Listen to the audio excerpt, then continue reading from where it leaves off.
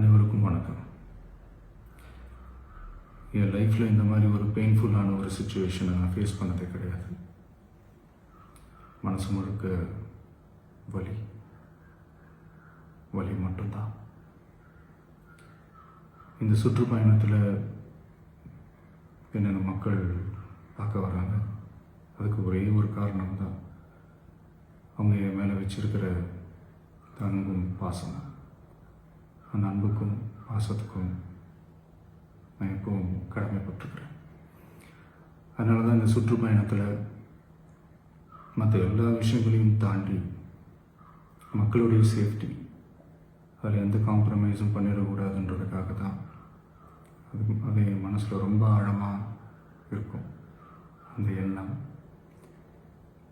அதனால தான் இந்த அரசியல் காரணங்கள் எல்லாத்தையும் தவிர்த்துட்டு ஒதுக்கி வச்சுட்டு மக்களுடைய சேஃப்டி மட்டும் மைண்டில் வச்சுக்கிட்டு அதுக்கான இடங்களை சூஸ் பண்ணுறது, அதுக்கான இடங்களை பார்த்து பெர்மிஷன் கேட்குறது, போலீஸ் டிபார்ட்மெண்ட்டில் அதை ரிக்வெஸ்ட் பண்ணி கேட்போம். ஆனால் நடக்கக்கூடாதது நடந்துருச்சு. நானும் மனுஷன் தானே. அந்த நேரத்தில் அத்தனை பேர் பாதிக்கப்பட்டு இருக்கும்போது எப்படி அந்த ஊரை விட்டுட்டு என்னால் கிளம்பி வர முடியும்? நான் திரும்ப அங்கே போகணும்னு இருந்துச்சுன்னா அதை ஒரு காரணம் காட்டி அங்கே வேறு சில பதட்டமான சுச்சுவேஷன்ஸ், வேறு சில அசம்பாவிதங்கள் அந்த மாதிரி எதுவும் நடந்துடக்கூடாதுன்றதுக்காக தான் நான் அவாய்ட் பண்ணேன். இந்த நேரத்தில் சொந்தங்களை இழந்து தவிக்கிற இத்தனை குடும்பங்களுக்கும் என்னுடைய ஆழ்ந்த இரங்கலை தெரிவிச்சுக்கிறேன். எனக்கு தெரியும், என்ன சொன்னாலும் இது ஈடையாகாதுன்னு எனக்கு தெரியும். ஹாஸ்பிட்டலில் ட்ரீட் பண்ணிகிட்ருக்கிற எல்லாருமே சீக்கிரமாக க்யூர் ஆகி வரணுன்றதை இந்த நேரத்தில் நான் வேண்டிக்கிறேன். கூடிய சீக்கிரமே உங்கள் எல்லாரையும் நான் சந்திக்கிறேன். இந்த நேரத்தில் எங்களுடைய வலிகளை, எங்களுடைய நிலைமையை புரிஞ்சுக்கிட்டு எங்களுக்காக பேசின அரசியல் கட்சிகளை சார்ந்த நண்பர்கள், தலைவர்கள் அனைவருக்கும் என்னுடைய நன்றியை தெரிவிச்சுக்கிறேன். கிட்டத்தட்ட ஒரு 5 மாவட்டத்துக்கு பிரச்சாரத்துக்கு போனோம். இந்த மாதிரி எதுவுமே நடக்கல. ஆனால் கரூரில் மட்டும் ஏன் எப்படி நடக்குது, எப்படி நடக்குது? மக்களுக்கு எல்லா உண்மையும் தெரியும்.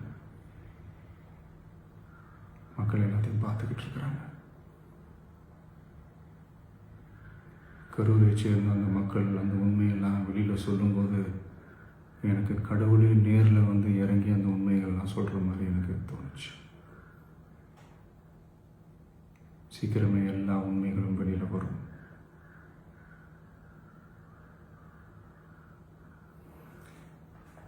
எங்களுக்கு தரப்பட்ட இடத்துல நாங்கள் போய் அந்த ஸ்பாட்டில் நின்று நாங்கள் பேசிட்டு வந்தோம். அதை தாண்டி எந்த தவறும் எங்கள் சைடில் நாங்கள் எதுவுமே செய்யலை. பட் இருந்தாலும் எங்கள் கட்சியை சேர்ந்த நிர்வாகிகள், தோழர்கள் மேலே எஃப்ஐஆர், அது மட்டும் இல்லை சோஷியல் மீடியாவை சேர்ந்த நண்பர்கள், தோழர்கள் அவங்க மேலே எஃப்ஐஆர்லாம் போட்டு இப்போ பிடிச்சிட்டு இருக்கிறாங்க.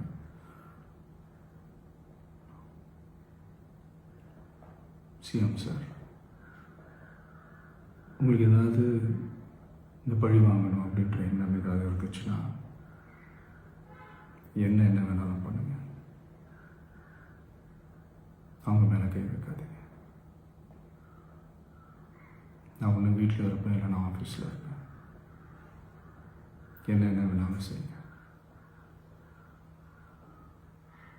நண்பர்களே, தோழர்களே, நம்மளோட அரசியல் பயணம் இன்னும் ஸ்ட்ராங்காக, இன்னும் தைரியத்தோட கண்டினியூ ஆகும்.